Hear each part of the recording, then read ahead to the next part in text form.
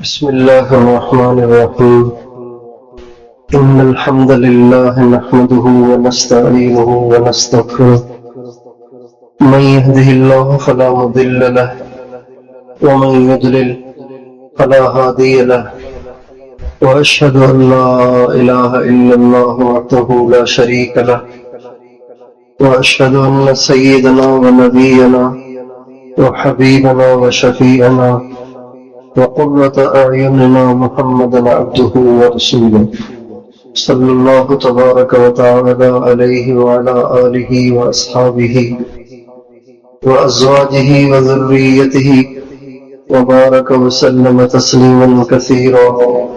أما بعد فأعوذ بالله من الشيطان الرجيم. بسم الله الرحمن الرحيم. يا أيها الذين آمنوا توبوا إلى الله توبة نصوحا. وقال تعالى أفلا يتوبون إلى الله ويستغفرونه. وقال تعالى لولا تستغفرون الله لعلكم ترحمون. سبحان ربك رب العزة عما يصفون وسلام على المرسلين والحمد لله رب العالمين.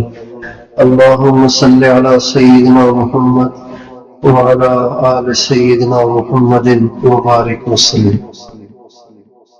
میرے محترم دوستوں اور بزرگوں، اس وقت دنیا میں ہر انسان پریشان ہے. ہر ایک کی پریشانی کی نوعیت مختلف ہے، لیکن پریشانی سے خالی کوئی بھی نہیں ہے. جس کسی کے پاس آپ بیٹھیں گے تو وہ آپ کو اپنے دکھوں کی ایک لمبی لسٹ سنائے گا. ایسا آدمی ڈھونڈنے سے بھی نہیں ملے گا کہ جو کہے مجھے کوئی پریشانی نہیں، میں بالکل ٹھیک ہوں. ایسا آدمی ہزاروں میں لاکھوں میں ڈھونڈنے سے بھی نہیں ملتا.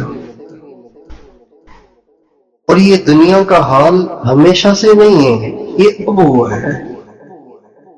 یہ صورتحال ہمیشہ سے نہیں تھی، یہ اب ہوئی ہے. پہلے لوگ خوش ہوتے تھے، ان کی زندگیوں میں سکون ہوتا تھا، ان کے چہروں پہ مسکراہٹ ہوتی تھی، حقیقی مسکراہٹ، بناوٹی نہیں، حقیقی مسکراہٹ ہوتی تھی. ان کے چہرے پہ بشاشت ہوتی تھی اور ان کے سینے کشادہ ہوتے تھے. وہ دکھوں سے پریشان نہیں ہوتے تھے. پریشانی آتی تو اسے اگنور کرتے تھے.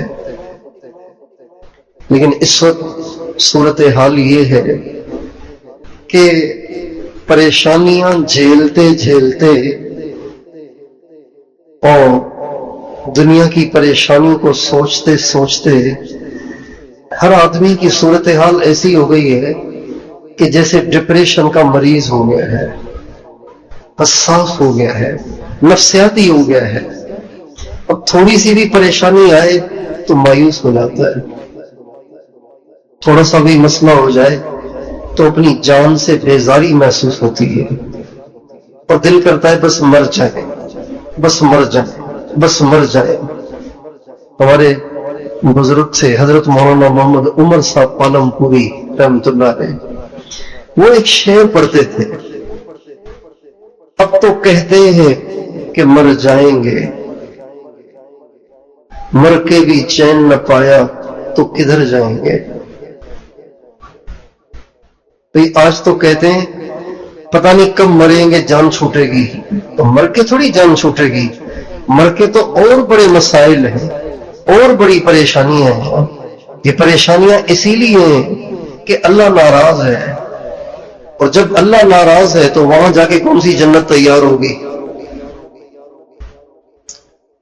ہر آدمی پریشان ہے، ہر آدمی بے چین ہے، بے قرار ہے، بے تاب ہے. کسی کو اپنی زندگی پر اطمینان اور سکون نہیں ہے. اگر ہم گہری نظر کے ساتھ سوچیں تو اس کی وجہ کوئی اور نہیں، اس کی وجہ ہم خود ہیں. ہماری پریشانی کی وجہ کوئی اور نہیں، ہماری پریشانی کی وجہ ہم خود ہیں۔ میری بے سکونی کی وجہ کوئی اور نہیں، میں خود ہوں۔ میری زندگی کے سکون کا لٹ جانا کوئی اور نہیں، میں خود ہوں۔ اور میں خود اس لیے ہوں کہ جب کبھی بھی انسان اللہ تعالیٰ سے دور ہوگا پریشان ہوگا۔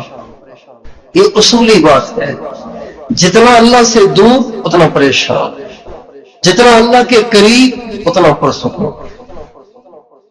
آپ مچھلی کو پانی کے بیچ میں چھوڑ دیں بہت خوش، اٹھا کے اس کو کنارے پہ ڈال دیں جہاں تھوڑا پانی ہے تو وہ تڑپے گی، بالکل ہی خشکی پہ ڈال دیں تو وہ تڑپ تڑپ کے مر جائے گی۔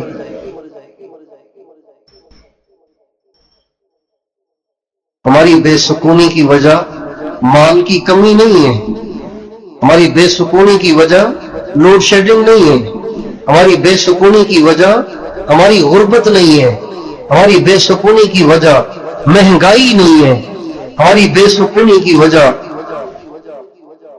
مخلص لوگوں کا میسر نہ آنا نہیں ہے۔ کہتے ہیں دنیا میں مخلص لوگ نہیں رہے، اغراض والے ہیں، ہر ایک اپنی غرض رکھتا ہے، مخلص کوئی نہیں ہے۔ تو ہماری زندگی کے بے سکون ہونے کی وجہ مخلص لوگوں کا میسر نہ ہونا بھی نہیں ہے، ہماری زندگی کے بے سکون ہونے کی وجہ ہماری اللہ سے دوری ہے، ہم میں اور اللہ میں فاصلے ہیں۔ جتنے بندے اور رب کے درمیان فاصلے بڑھتے ہیں اتنا بندہ پریشان ہوتا ہے، جتنے رب کے اور بندے کے فاصلے کم ہوتے ہیں اتنا بندہ حشاش بشاش اور خوش اور مطمئن اور پرسکون ہوتا ہے۔ فاصلے کیسے بنتے ہیں؟ بندے اور اللہ کے درمیان فاصلے کیسے بنتے؟ فاصلے تو ہیں ہی، اللہ پتہ نہیں کہاں، ہم یہاں، فاصلے تو ہیں ہی، لیکن فاصلے یوں بنتے ہیں کہ انسان جتنے زیادہ گناہ کرتا ہے اتنا اللہ سے دور ہوتا ہے۔ جس کی زندگی میں 100 گناہ ہوں گے اس کی زندگی میں جو بے سکونی ہوگی وہ 50 والے کی زندگی میں نہیں ہوگی، چاہے یہ غریب ہو اور وہ مالدار ہو، چاہے یہ مالدار ہو اور وہ غریب ہو۔ جس کی زندگی میں 25 گناہ ہوں گے اس کی زندگی میں بے سکونی اور کم ہوگی، جس کی زندگی میں 10 گناہ ہوں گے اس کی زندگی میں بے سکونی اور کم ہوگی، اور جس کی زندگی گناہوں سے پاک صاف ہوگی اس کو دنیا میں ہی جنت کا مزہ آتا ہے، دنیا میں بھی جنت کا مزہ آتا ہے۔ علامہ ابن تیمیہ رحمۃ اللہ علیہ ایک بہت بڑے عالم اور بہت بڑے بزرگ گزرے۔ جب انسان بہت زیادہ مشہور ہو جائے نا، مشہور ہو جائے تو پھر اس کے حاسدین بھی پیدا ہو جاتے ہیں۔ کل ذی نعمت محسود، ہر نعمت والے کے حاسدین ہوتے ہیں، چاہے کسی کے پاس پیسے کی نعمت ہو، چاہے کسی کے پاس شہرت کی نعمت ہو، چاہے کسی کے پاس آواز کی نعمت ہو، چاہے کسی کے پاس انداز کی نعمت ہو، چاہے کسی کے پاس حسن و جمال کی نعمت ہو، چاہے کسی کے پاس محبوبیت کی نعمت ہو، اس کے حاسدین ہوتے ہیں۔ تو ان کے حاسدین بہت تھے، امام بخاری کے بھی حاسدین بہت تھے، امام اعظم ابو حنیفہ کے بھی حاسدین بہت تھے، علامہ ابن تیمیہ رحمۃ اللہ علیہ کے بھی حاسدین بہت تھے۔ وہ حاسدین کیا کرتے تھے؟ الزام لگاتے تھے، بادشاہ وقت کے پاس شکایتیں لگاتے تھے، جھوٹی جھوٹی شکایتیں لگاتے تھے، اور وہ جیل میں ڈال دیتا تھا، سزائیں دیتا تھا، جیل میں ڈال دیتا تھا۔ تو آئے دن کوئی نہ کوئی ان پر کیس بنتا تھا، آئے دن کوئی نہ کوئی کیس بنتا تھا، آئے دن کوئی نہ کوئی کیس بنتا تھا۔ ان کے شاگرد اور ان کے مرید، ان کے خلیفہ مجاز، ان کا نام ہے علامہ ابن قیم، یہ ان کے شاگرد بھی ہیں، ان کے مرید بھی ہیں، ان کے خلیفہ مجاز بھی ہیں۔ عام طور پہ لوگ سمجھتے ہیں کہ علامہ ابن تیمیہ کوئی خشک آدمی تھے، نہیں، خشک آدمی نہیں تھے، وہ صوفی تھے، سلسلہ قادریہ میں خود بیعت تھے اور اوروں کو بھی بیعت کرتے تھے۔ علامہ ابن قیم فرماتے ہیں کہ ایک دفعہ میں نے فجر کی نماز اپنے شیخ کے ساتھ پڑھی، وہ تہجد کے بیٹھے ہوئے تھے، تہجد پڑھی پھر فجر پڑھی۔ میں نے کہا فجر کے بعد ملاقات ہو جائے گی، لیکن ملاقات نہیں ہوئی۔ فجر کے بعد بیٹھے رہے، ذکر کرتے رہے، ذکر کرتے رہے، یہاں تک کہ چاشت کا وقت ہو گیا، 10-11 بج گئے۔ چاشت بھی پڑھ لی۔ جب چاشت پڑھ کے فارغ ہوئے تو فرماتے کہ میری طرف دیکھا اور کہا ابن قیم، یہ جو میں تہجد سے بیٹھا ہوا ہوں نا، یہی میرا کھانا، یہی میرا ناشتہ ہے، اگر میں یہ نہ کروں تو میں چل ہی نہیں سکتا ہوں۔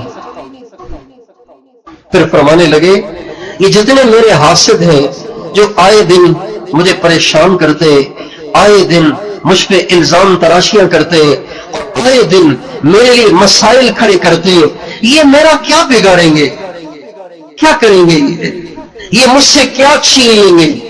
ان جنتی فی صدری، میرے سینے کو اللہ نے جنت بنا دیا ہے، یہ کیا کریں گے میرا؟ ان جنتی فی صدری، میری جنت میرے سینے میں ہے، میرا کیا کوئی بگاڑے گا؟ جس کی جنت اس کے سینے کے اندر ہو، جس کی جنت اس کے ساتھ ہو اور وہ اسے لیے پھرے، اس کے لیے جہل اور گھر دونوں برابر ہیں، اس کے لیے ریگستان اور جنگل دونوں برابر ہیں، اس کے لیے آبادیاں اور ویرانے یہ سب برابر ہیں۔ اس کے پیٹ میں کچھ ہو یا نہ ہو، یہ دونوں باتیں اس کے لیے برابر ہیں۔ جس کے سینے ہی میں جنت ہے، جس کا سینہ ہی جنت بن گیا ہے۔ جب انسان اللہ تعالیٰ کی نافرمانیاں چھوڑ دیتا ہے، گناہ کرنا چھوڑ دیتا ہے، اللہ کو ناراض کرنا چھوڑ دیتا ہے، اللہ دنیا میں اس کو جنت دے دیتے ہیں۔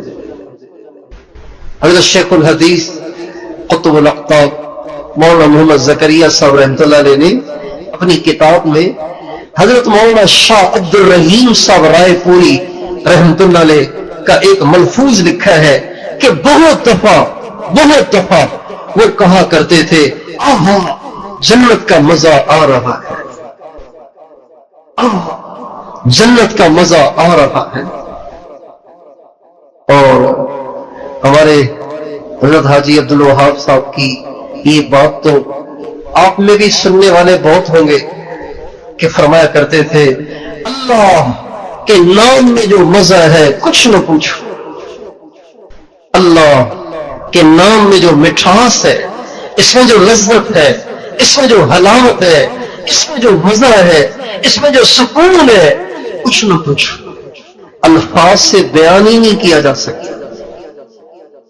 وَحَقِّكُمْ مَا لَذَّلِي غَيْرُ ذِكْرِكُمْ وَذِكْرُ سِوَاكُمْ فِي فَمِي عَبْدُ لَا يَحْلُو، تیرے حق کی قسم، تیرے نام کے بغیر اب مجھے کسی چیز میں مزہ نہیں آتا۔ دنیا کی ساری مٹھائیاں میرے لیے اب پھیکی پھیکی ہو گئی ہیں، مجھے مٹھاس تو بس تیرے نام سے ملتی ہے، نہ شکر سے، نہ چینی سے، نہ گڑ سے، نہ کسی اور چیز سے، میرے منہ کی مٹھاس تو منحصر ہوتی ہے تیرے نام میں۔ فمن شاہدت عیناہ نور جمالکم، فمن شاہدت عیناہ نور جمالکم یموت اشتیاقا نحوکم قط لا یسلو، اے اللہ جس نے تیرے حسن کا جلوہ ایک دفعہ دیکھ لیا نا تو وہ تیرے شوق میں مر جائے گا، کبھی بھی اس کا دل کسی اور چیز سے سکون نہیں پائے گا۔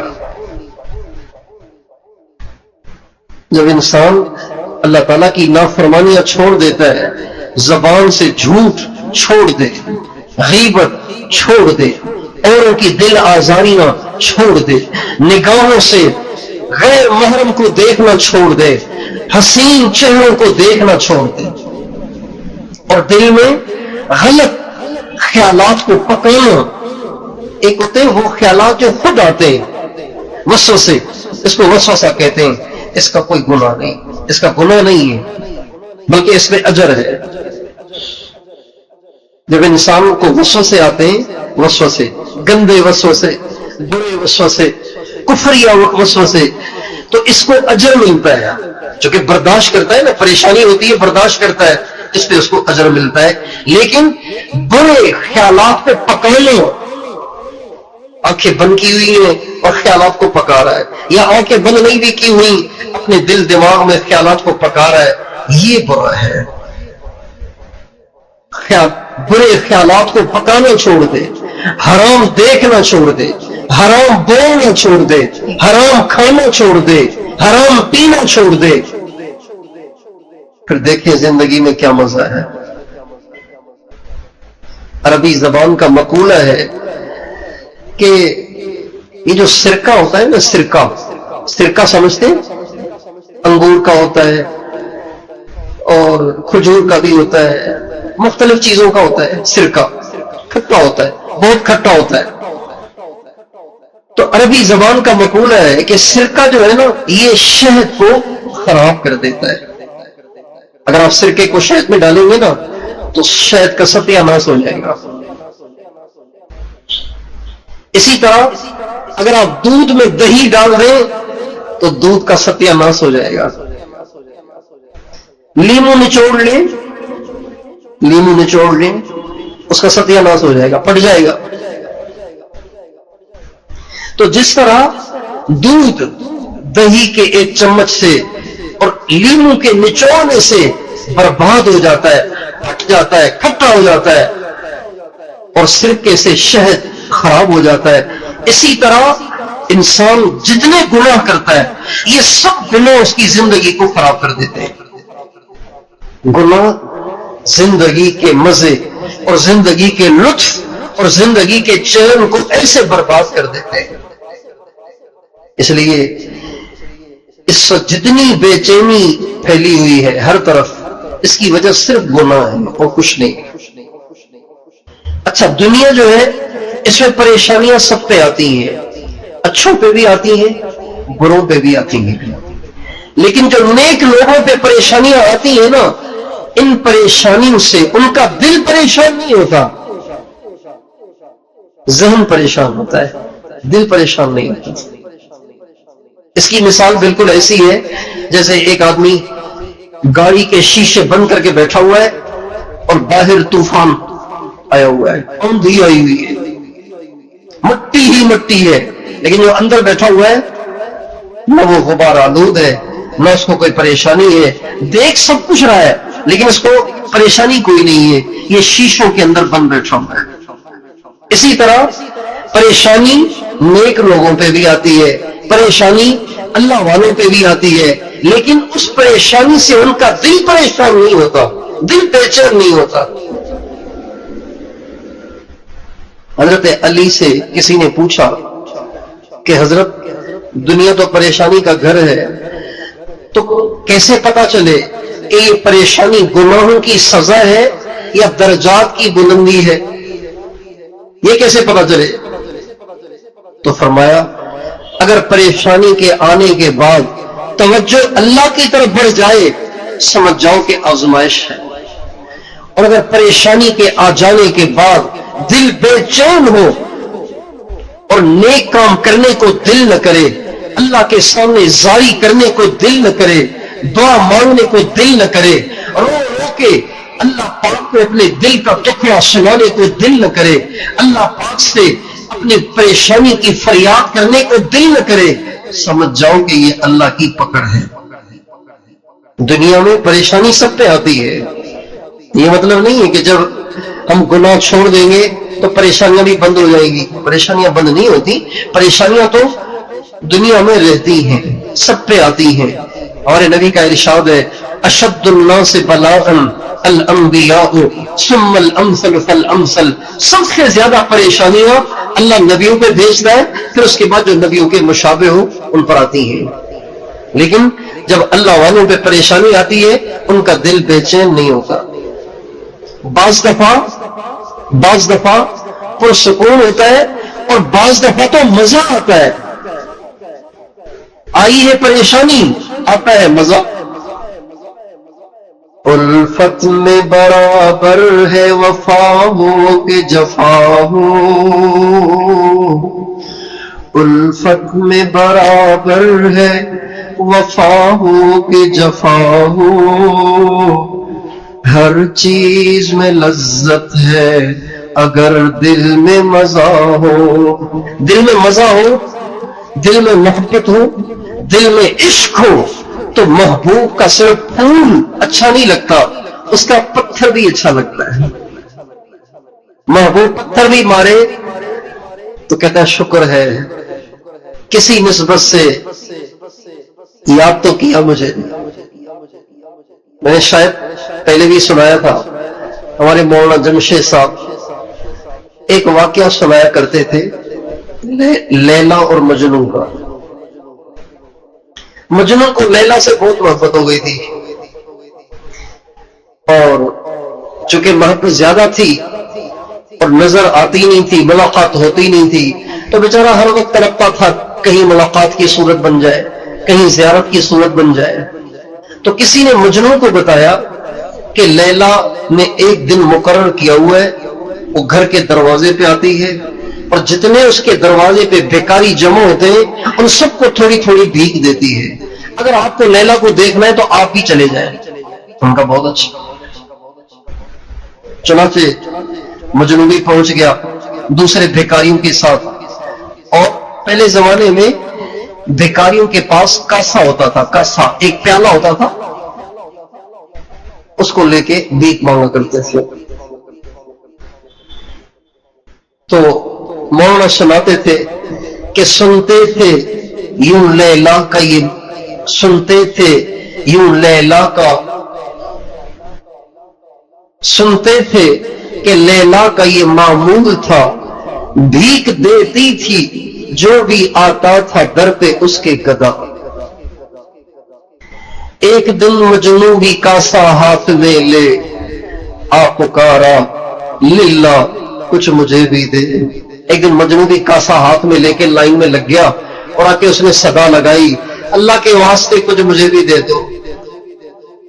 آئی لیلا سب گدوں ان کو دیا، لیلا جو آئی تو سب کے کاسوں میں بھیک ڈالتی چلی گئی، ڈالتی چلی گئی، ڈالتی چلی گئی۔ جب مجنوں کا نمبر آیا نا، آئی لیلا سب گدوں ان کو دیا، پھر ہاتھ سے مجنوں کا کاسا لے لیا، بے پٹخ مارا زمین پر ایک بار، رقص میں مجنون ہوا پھر بے قرار۔ وہ جو لیلا آئی باقی گداگروں کو تو اس نے بھیک دی، جب مجنون کی باری آئی تو اس کا پیالہ اس سے چھین کے اس نے اتنے زور سے زمین پہ مارا کہ وہ ٹکڑے ٹکڑے ہو گیا۔ اب جب مجنون کا کاسا ٹوٹ گیا تو مجنون رقص کرنے لگا، ناچنے لگا۔ آئی لیلا سب گدوں کو دیا، پھر ہاتھ سے مجنوں کا کاسا لے لیا، دے پٹخ مارا زمین پر ایک بار، رقص میں مجنوں ہوا پھر بے قرار۔ مجنوں ناچنے لگ گیا، رقص کرنے لگ گیا، بولا ان میں سے کہ اے مجنون خان، رقص کا کیا تھا بھلا اس جا مقام۔ ان میں سے ایک آدمی نے کہا بھئی آپ کو تو بھیک بھی نہیں ملی، آپ کا تو پیالہ بھی توڑ دیا، ٹکڑے ٹکڑے کر دیا، آپ ناچے، آپ پاگل تو نہیں ہیں؟ عجیب بات ہے، آپ کا پیالہ بھی ٹوٹ گیا پھر بھی آپ ناچ رہے ہیں۔ بولا مجنون تم میں کوئی عاشق نہیں، عاشقوں کی رمز سے واقف نہیں، کسی کسی عاشق کے ہوتے ہیں ایسے نصیب کہ بلا نازل کرے اس کا حبیب، یہ بلا ہرگز نہیں ایک ناز ہے، یہ بھی ایک محبوب کا انداز ہے۔ مجنوں نے کہا معلوم ہوتا ہے تم میں سے کبھی کسی نے عشق نہیں کیا، معلوم ہوتا ہے تم میں سے کبھی کسی نے عشق نہیں کیا، اگر تم میں سے کسی نے عشق کیا ہوتا تو یہ تمہارا سوال بنتا ہی نہیں، اس لیے کہ محبوب کے صرف پیار اچھے نہیں لگتے، محبوب کے دھکے بھی اچھے لگتے ہیں۔ کسی کسی عاشق کے ہوتے ہیں ایسے نصیب کہ بلا نازل کرے اس کا حبیب، یہ بلا ہرگز نہیں ایک ناز ہے، یہ بھی ایک محبوب کا انداز ہے۔ جب انسان اپنی زندگی کو گناہوں سے پاک کر دیتا ہے، اللہ اس کے دل کو جنت بنا دیتا ہے۔ پریشانیاں آتی ہیں، چونکہ انسان دنیا میں پریشانیاں ہی پریشانیاں ہیں، دنیا پریشانیوں کا گھر ہے، لیکن ان پریشانیوں کا اس کے دل پہ اثر نہیں ہوتا، یا تو دل پرسکون ہوتا ہے، اور اگر موج میں ہو، عشق جوش میں ہو، عشق کا سمندر موج زن ہو، تو پھر تو مصیبت میں مزہ آتا ہے۔ ہمارے حاجی صاحب سنایا کرتے تھے کہ مولانا روم رحمت اللہ علیہ ایک دفعہ گھر میں آئے، گھر والوں سے کہا کچھ کھانے کو ہے؟ گھر والوں نے کہا نہیں، آج تو کھانے کے لیے کچھ بھی نہیں ہے، ہم بھی بھوکے ہیں، بچے بھی بھوکے ہیں۔ تو اتنے خوش ہوئے کہ خوشی میں جھوم گئے اور فرمانے لگے واہ واہ واہ واہ، آج ہمارے گھر میں وہ مہمان آیا ہے جو اکثر حضور کے گھر میں رہا کرتا تھا، یعنی فاقہ۔ میرے دوستوں، اللہ تعالیٰ کی مان کے زندگی گزارنے میں بڑے مزے ہیں۔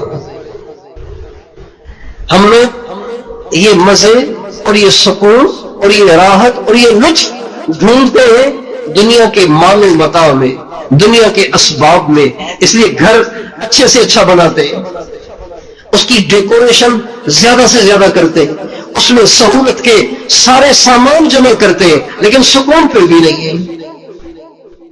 اس لیے کہ سکون ہو تو ملے نا، سکون ہو تو ملے، ان چیزوں میں ہے ہی نہیں۔ سکون اللہ کو راضی کرنے میں، اللہ کو یاد کرنے میں ہے۔ الذین آمنوا وتطمئن قلوبهم بذکر اللہ، الا بذکر اللہ تطمئن القلوب۔ اے دنیا بھر کے انسانوں، خوب غور سے سنو، دل کو سکون صرف دل سے اللہ کو یاد کرنے سے ملے گا۔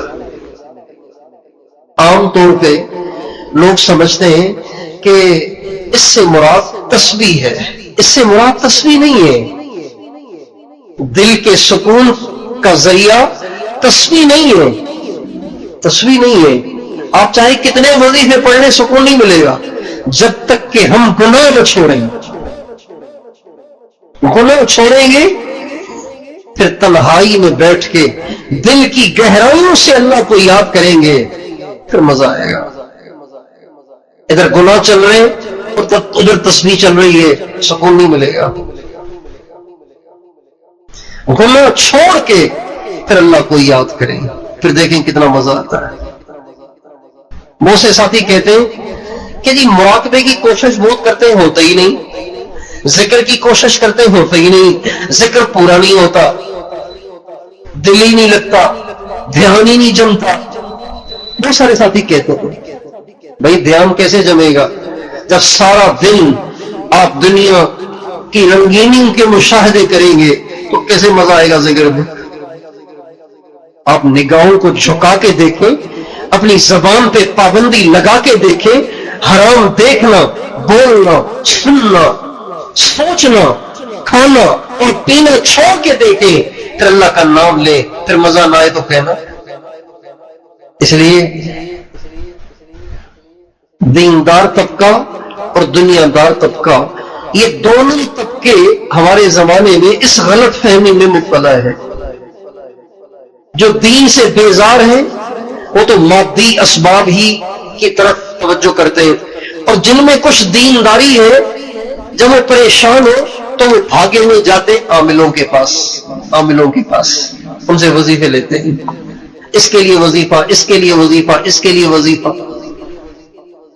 اور وہ سمجھتے ہیں کہ وظیفے کر کے سکون ملے گا.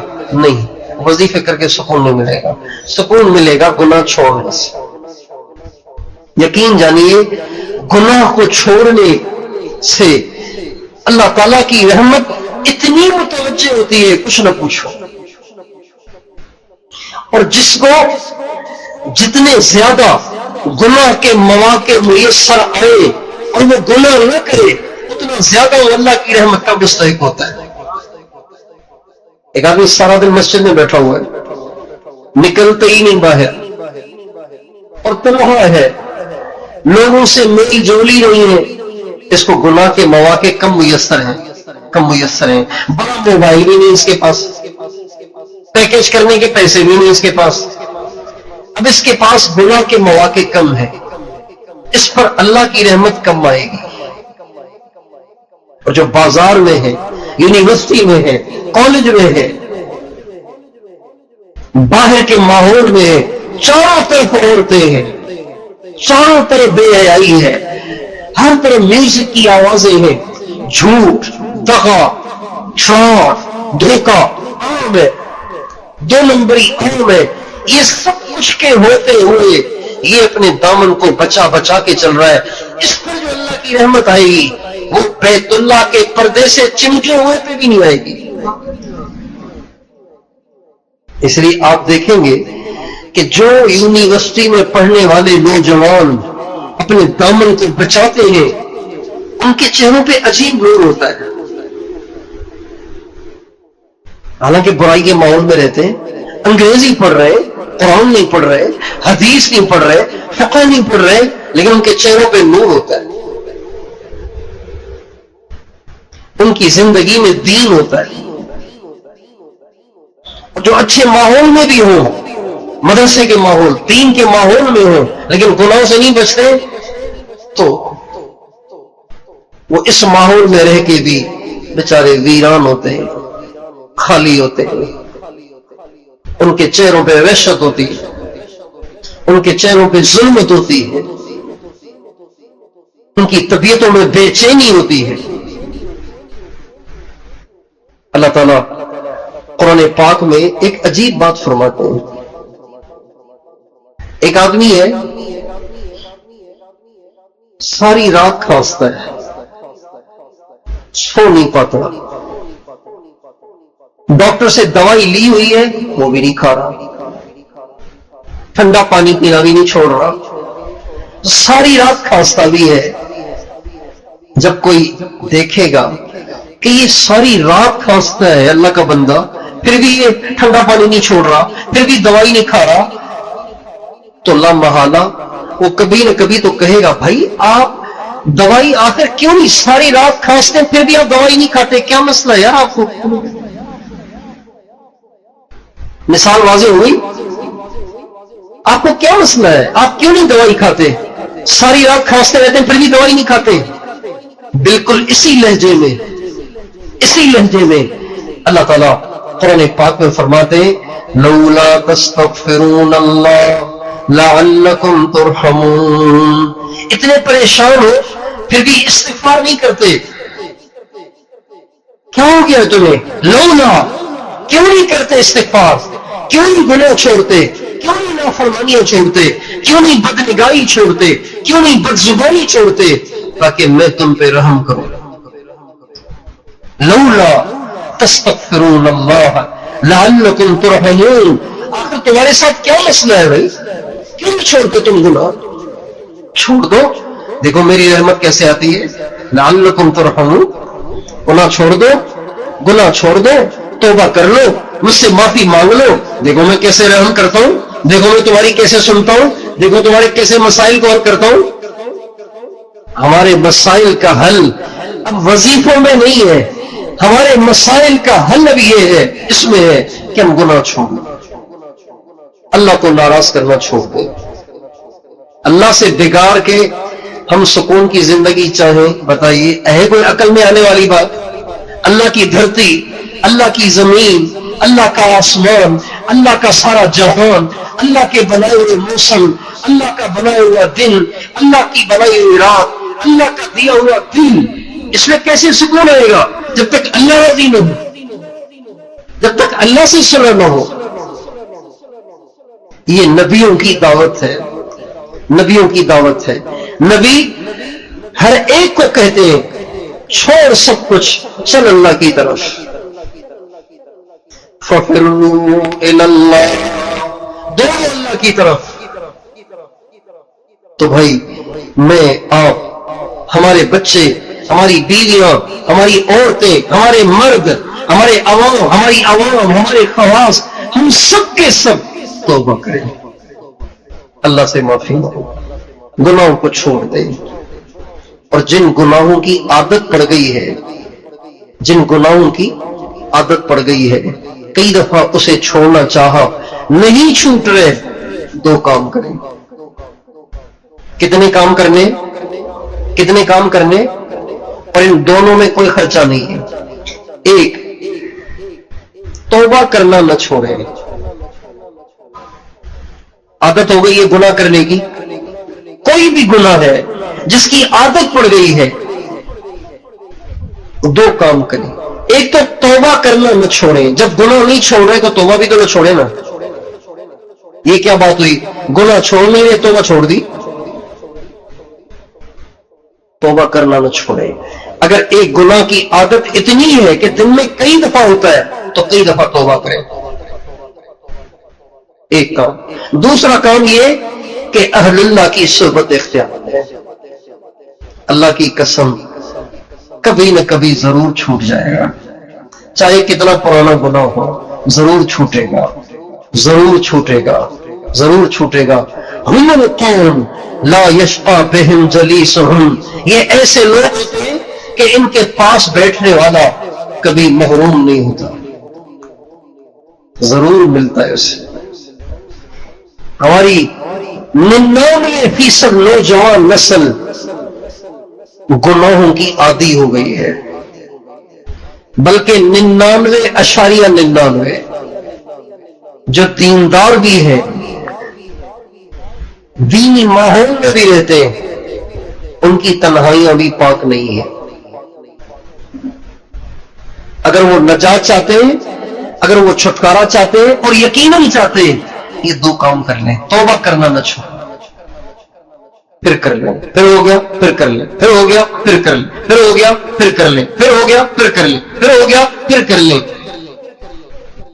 توبہ کرتے ہوئے شرمائے نہیں، ہاں شرمانا ہو تو گناہ کرتے ہوئے شرمائے۔ ایک نوجوان نے کہا کہ اتنی زیادہ دفعہ گناہ ہوتا ہے کہ پھر توبہ کرتے ہوئے شرم آتی ہے۔ میں کہا بھئی آپ توبہ کرتے ہوئے نہ شرمایا کریں، بے شرم ہو جایا کریں۔ گناہ کرتے ہوئے شرم آئے تو غنیمت ہے، نعمت ہے، لیکن اگر توبہ کرتے ہوئے شرم آئے تو شرم نہیں، وہ بھی بے شرمی۔ جب اللہ کہہ رہے کہ توبہ کرو، قرآن پاک کی ایک آیت ہے، یہ آیت ہزاروں دفعہ پڑھی، اس کا ترجمہ کیا، اس پہ بیان کیے، لیکن سمجھ میں آئی سری لنکا جا کے۔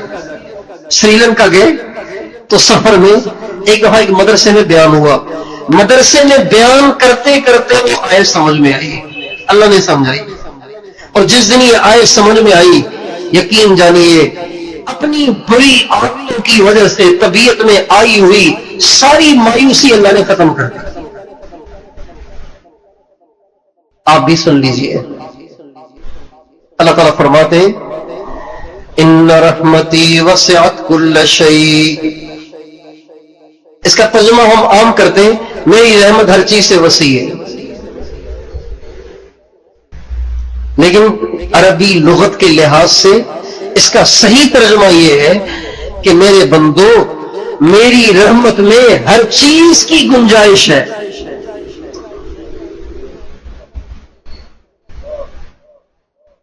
کیا مطلب؟ اگر ساری دنیا کے انسان ابو جہل بن جائے تو میری رحمت میں ان سب کی بھی گنجائش۔ ساری دنیا کے انسان فرعون بن جائیں، میری رحمت میں ان سب کو بخشنے کی بھی گنجائش ہے۔ یعنی کہ اتنی رحمت کہاں سے لائے بھائی؟ اتنی رحمت کہاں سے لائے؟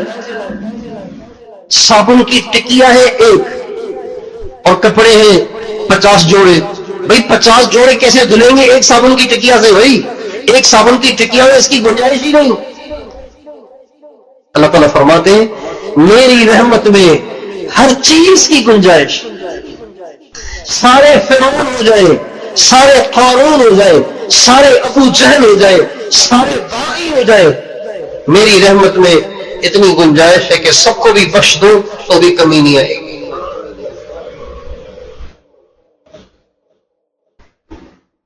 تو ہم کیا ہیں؟ ساری دنیا فرعون ہو جائے تو بھی گنجائش ہے. تو ہم کیا ہیں؟ ہم تو کچھ بھی نہیں ہیں. ہم تو چھوٹے چھوٹے گنہگار ہیں بھائی. ہم تو حضور کے امتی ہیں، چھوٹے چھوٹے گنہگار ہیں ہم تو. ہمارے لیے بڑی گنجائش ہے، ہمارے لیے بڑی گنجائش ہے. ہمارے لیے تو ویسے ہی دروازے کھلے ہوئے. حدیث قدسی میں آتا ہے نبی کریم صلی اللہ علیہ وسلم نے ایک دفعہ اللہ تعالیٰ سے کہا یا اللہ قیامت کے دن جب سارے حساب کتاب کے لیے پیش ہوں گے، ایک کتاب ہے الاطحافات السنیہ فی الاحادیث القدسیہ، اس میں یہ حدیث میں نے پڑھی.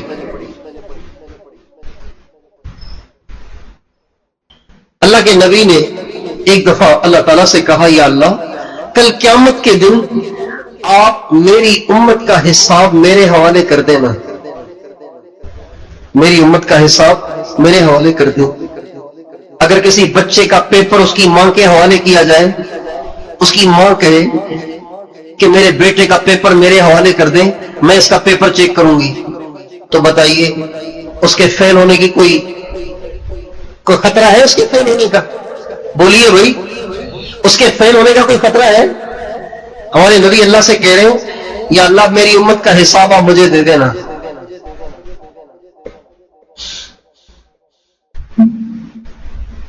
اس لیے اللہ تفتضح عند الامم، اس لیے کہ میری امت برائیاں تو کرے گی، برائیاں تو کرے گی. اب اگر آپ سب کے سامنے میری امت کا حساب لیں گے تو سب کی بےزتی ہوگی، میری امت کی بےزتی ہوگی. آپ وہ حساب میرے حوالے کر دیں تاکہ میں ذرا الگ سے ان کا حساب لے لوں، تاکہ سب کے سامنے ان کی بےزتی نہ ہو. اللہ تعالیٰ نے فرمایا میرے محبوب میں تو یہ چاہتا ہوں کہ تیری امت کی برائیاں تیرے سامنے بھی نہ کھلے. میں تو انہیں اوروں کے سامنے تو کیا رسوا کروں، میں تو انہیں آپ کے سامنے بھی رسوا نہیں کرنا چاہتا. تو ہم تو بہت چھوٹے چھوٹے گناہگار ہیں، پھر ہمارے ساتھ نبیوں کے سردار کی، وجہ کائنات کی، رب العالمین کے محبوب کی نسبت بھی لگی ہوئی ہے، تو پھر ہمیں کیا مایوسی ہے؟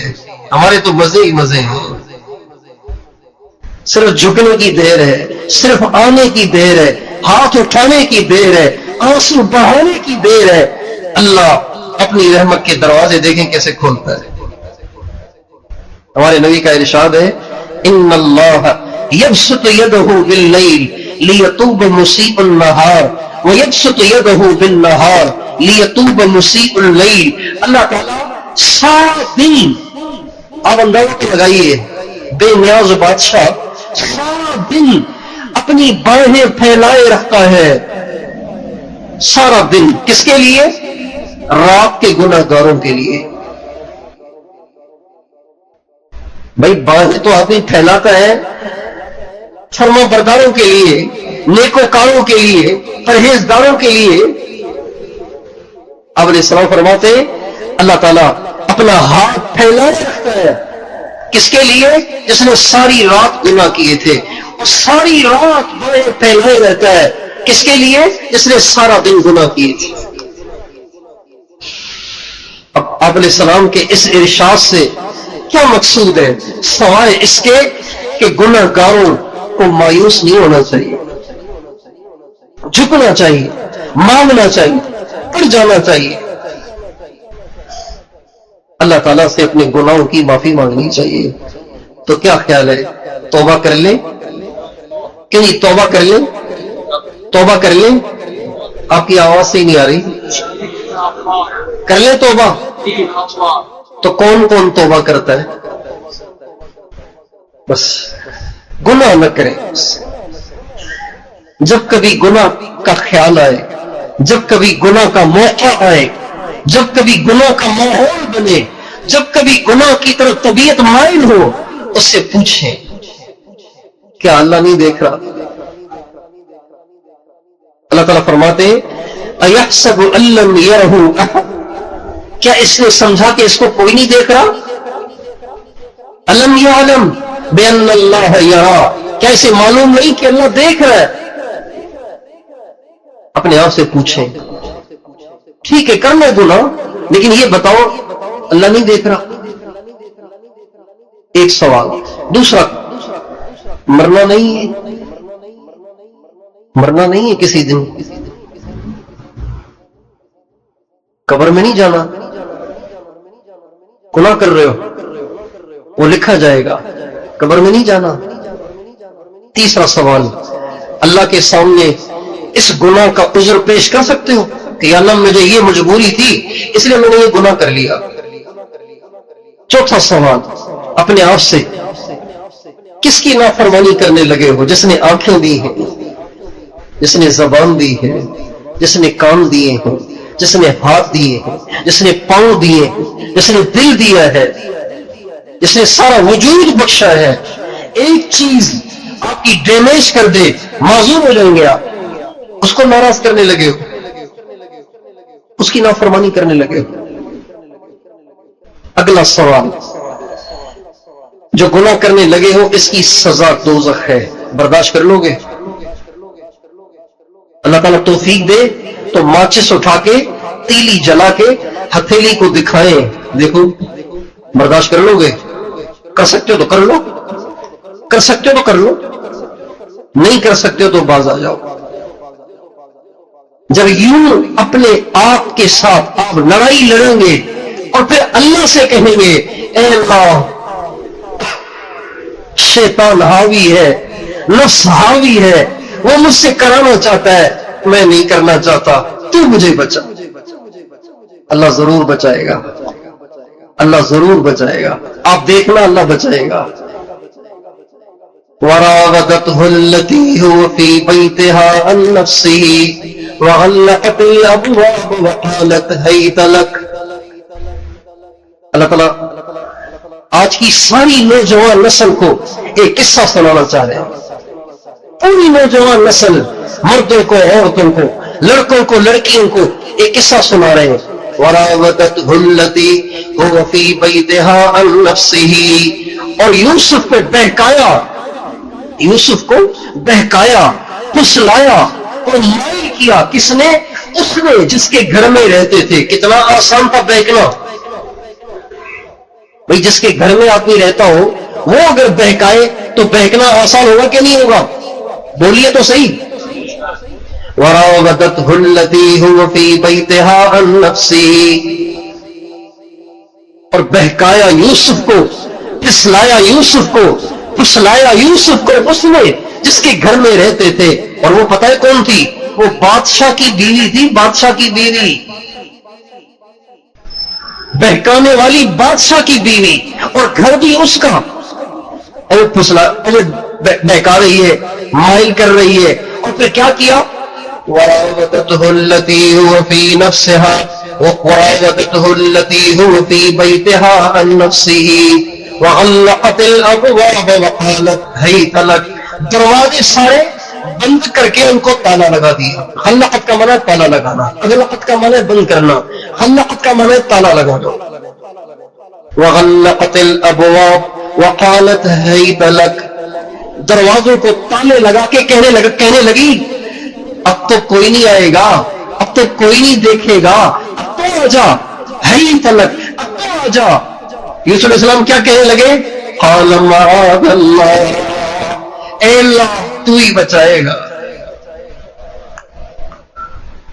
قال معاذ اللہ، اے اللہ تو ہی بچائے گا.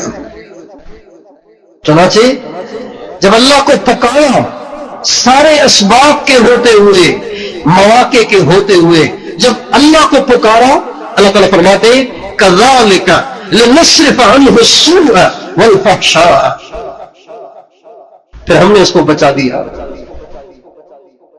ہم نے بچایا اس نے ہم سے مانگا، ہم نے بچا دیا۔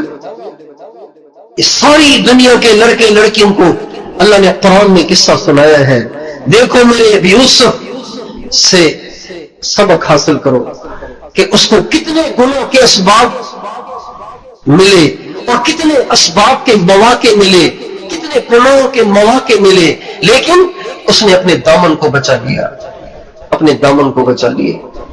اور یہاں تک بھی کہا رب السجن احب الی مما یدعوننی الیہ، اے اللہ یہ مجھے جیل میں ڈال دے، یہ مجھے منظور ہے، میں یہ گناہ نہیں کروں۔ چنانچہ جیل میں چلے بھی گئے، لیکن جب اپنے دامن کو بچایا تو اللہ تعالیٰ نے پھر کیا مقام بخشا، کیا عزت دی، اور جب عزت دی اور تخت میں بٹھایا اور جن بھائیوں نے ان کی جڑ کو کاٹنے کی کوشش کی ان بھائیوں کو ان کے قدموں میں گرایا، تو اس وقت یوسف علیہ السلام فرمانے لگے انہ من یتق ویصبر فإن اللہ لا یضیع اجر المحسنین، جو متقی ہوگا صابر ہوگا اس کے حاسد اس کا کچھ نہیں بگاڑ سکتے، اس کے دشمن اس کا کچھ نہیں بگاڑ سکتے، اس کے خلاف بننے والی سازشوں سے اس کا کوئی نقصان نہیں ہوگا، اللہ اس کو ضائع نہیں کرے گا، اللہ اس کو اونچا کرے گا۔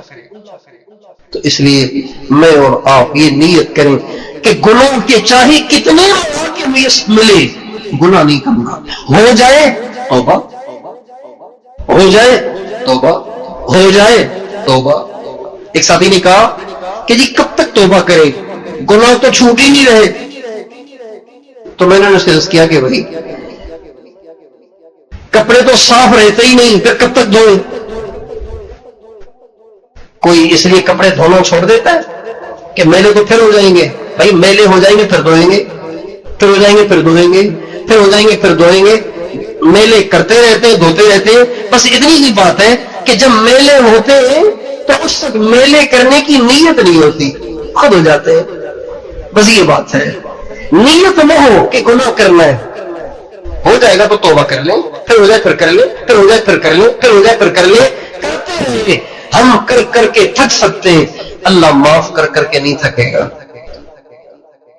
اس لیے اللہ تعالیٰ نے اپنے بندوں کو جہاں توبہ کرنے کی دعوت دی ہے نا، جہاں توبہ کرنے کی دعوت دی ہے وہاں یہ نہیں کہا استغفروا ربکم انہ کان غافرا، یہ نہیں کہا قل یا عبادی الذین اسرفوا علی انفسہم لا تقنطوا من رحمت اللہ انہ هو الغافر، یہ نہیں کہا، غفور کہا ہے، وہاں غفارہ کہا ہے، اور غافر غفار اور غفور پتہ ہے کسے کہتے ہیں؟ غفار اور غفور اسے کہتے ہیں جو بار بار معاف کرے۔ اگر معافی کی گنجائش اللہ کے ہاں ایک ہی دفعہ ہوتی تو اللہ کہتے استغفروا ربکم انہ کان غافرا، معافی مانگو معافی مل جائے گی، لیکن غفارہ کہہ کر اللہ تعالیٰ نے اپنے قانون میں خود ہی لچک پیدا کر دی ہے، انہ کان غفارا، معافی مانگے۔ لیکن اگر تمہارا خیال ہے کہ تم سے پھر ہو جائے گا تو مایوس نہ ہو، ابھی معافی مانگ لو، پھر ہو جائے گا تو پھر بھی معاف ہو جائے گا۔ غفارہ کا مطلب یہ ہے استغفروا ربکم انہ کان غفارا یرسل السماء علیکم مدرارا وَيُمْدِدْكُمْ بِأَمْوَالٍ وَبَنِينَ وَيَجْعَلْ لَكُمْ جَنَّاتٍ وَيَجْعَلْ لَكُمْ أَنْهَارًا مَا لَكُمْ لَا تَرْجُونَ لِلَّهِ وَقَارًا وَقَدْ خَلَقَكُمْ أَطْوَارًا۔ استغفار اور توبہ کی اللہ دعوت دے رہے اور استغفار اور توبہ پہ ملنے والے انعامات بتا رہے، آگے کہ تمہیں کیا ہوا ہے، کیا مسئلہ ہے، تمہیں معافی کیوں نہیں مانگ رہے؟ اتنے سارے انعام دوں گا پھر بھی معافی نہیں مانگ رہے۔ قصوروار اگر معافی مانگے تو اس کو معافی ملنا ہی ایک بڑا انعام ہے، دوسرے انعاموں کا تو وہ مستحق ہی نہیں ہو، باوجود اس کے اللہ تعالیٰ قصوروار کو معافی کی پہلے ہی ضمانت بھی دے رہے، پہلے ہی ضمانت دے رہے، معافی مانگو میں وعدہ کرتا ہوں معاف کر دوں گا۔ وآخر دعوانا ان الحمد للہ رب العالمین۔